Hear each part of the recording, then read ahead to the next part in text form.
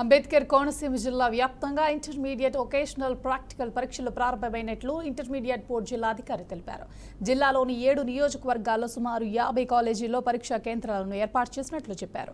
అన్ని కేంద్రాల్లో సీసీ కెమెరాల పర్యవేక్షణలో పరీక్షలు నిర్వహిస్తున్నామన్నారు.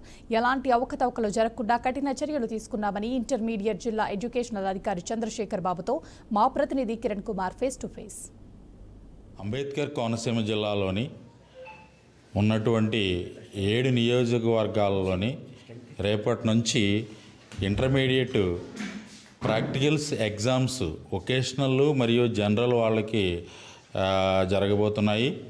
ఈ నేపథ్యంలో ఇక్కడ మనతో మాట్లాడడానికి చంద్రశేఖర్ బాబు గారు జిల్లా ఇంటర్మీడియట్ ఎడ్యుకేషనల్ ఆఫీసర్ గారు ఉన్నారు. ఆయన అడిగి మరిన్ని విషయాలు మనం తెలుసుకుందాం. సార్ నమస్తే. సార్, ఇక్కడ రేపు మీరు ఎగ్జామ్స్ రేపు నుంచి స్టార్ట్ అవుతున్నాయి కదండి, ప్రాక్టికల్ ఎగ్జామ్స్. ఎన్ని సెంటర్లు ప్రొవైడ్ చేయడం జరిగింది? ఎటువంటి భద్రతా చర్యలు మీరు తీసుకుంటున్నారు? ఇంటర్మీడియట్ పబ్లిక్ పరీక్షలు మనకి మొట్టమొదటిగా 3 ఫేజెస్లో ఉంటాయండి. యాక్చువల్గా ఆల్రెడీ ఫస్ట్ ఫేజ్లో కంపల్సరీ క్వాలిఫైయింగ్ ఎగ్జామ్స్ అంటే ethics and human values examination మన 21వ తారీఖున ఆల్రెడీ జరిగింది. అలాగే 24వ తారీఖు ఎన్విరాన్మెంటల్ ఎడ్యుకేషన్ జరిగింది. ఈ 2 ఎగ్జామ్స్ కూడా చాలా పీస్ఫుల్గా జరిగింది. 98.6 అటెండెన్స్తో ఈ 2 ఎగ్జామ్స్ మన జిల్లాలో 123 పరీక్షా కేంద్రాల్లో పీస్ఫుల్గా జరిగినాయి. అయితే దీనిలో 2వ ఫేజ్లో భాగంగా మనకి ప్రాక్టికల్ ఎగ్జామినేషన్స్ అంటే ఇందులో జనరల్ విద్యార్థుల యొక్క ప్రాక్టికల్ ఎగ్జామినేషన్స్, వొకేషనల్ విద్యార్థుల యొక్క ప్రాక్టికల్ ఎగ్జామినేషన్స్ 2 విడివిడిగా జరుగుతాయి. వీటికి 35 పరీక్షా కేంద్రాలు ఏర్పాటు చేయడం జరిగింది. ఈ పరీక్షలు 1వ తారీఖు నుంచి మొదలవుతాయండి. 1-2-2026 నుంచి 10-2-2026 వరకు 2 స్పెల్స్లో జనరల్ విద్యార్థులకు జరగబోతున్నాయి. ఈ జనరల్ విద్యార్థులు వచ్చేసరికి కేవలం సెకండ్ ఇయర్ విద్యార్థులకు మాత్రమే ప్రాక్టికల్ పరీక్షలు జరుగుతాయి.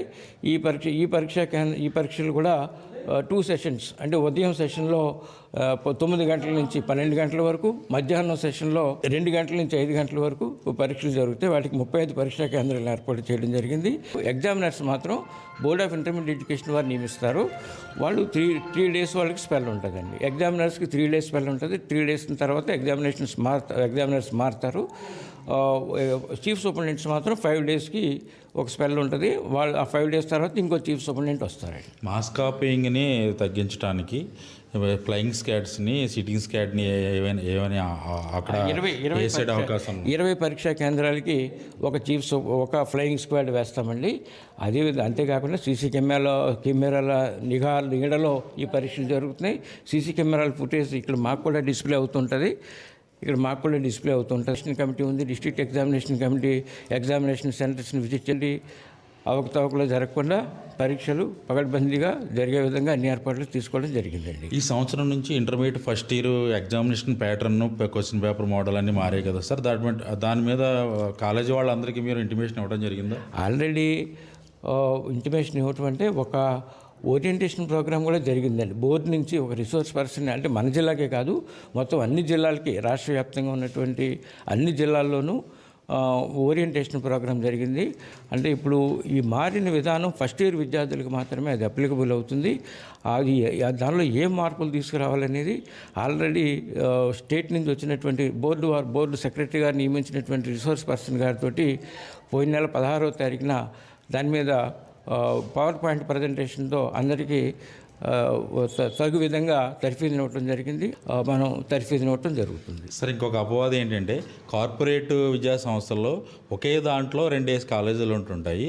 ఆ పిల్లలే అక్కడే రాస్తుంటారు. దాని మీద మీరు ఎటువంటి చర్యలు తీసుకోబోతున్నారు? అంటే ఇప్పుడు ప్రాక్టికల్స్కి ఇంతకుముందు జంబ్లింగ్ ఉండేదండి. ఈ సంవత్సరం జంబ్లింగ్ లేదు.